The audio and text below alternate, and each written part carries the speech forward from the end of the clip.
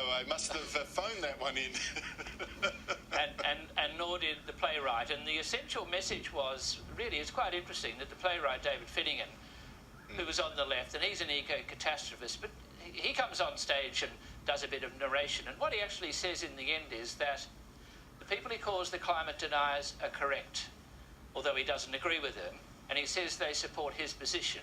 And his position essentially is that the climate situation is so catastrophic that the only way to handle it really is to get rid of democracy and set up an authoritarian regime, except that it'll be his mates in control, not your mates in control. But that seemed to be the message of the film and that of the play. Therefore, eco-terrorism was treated fairly mildly, and there were eco-terrorist scenes. But there was also fun and games and musical and pole dancing and a song. Pole dancing? Yeah, pole dancing and a song to you which wasn't complimentary, or about you which wasn't complimentary, so I won't repeat it here. But the good news is they got a fair bit of taxpayers-funded support for this, so there you go.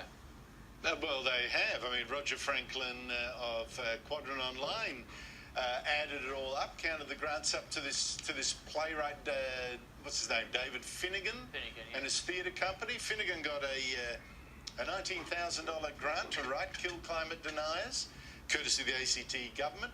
He got a $60,000 grant from the Australia Council. He last year got a $10,000 prize, the Griffin Award. It's mounting up, and his boho group, well, that got from the Australia Council nearly $37,000 for various works. Mate, it's even travelled at the expense of the Department of Foreign Affairs. So what do you have to do to get on this gravy train?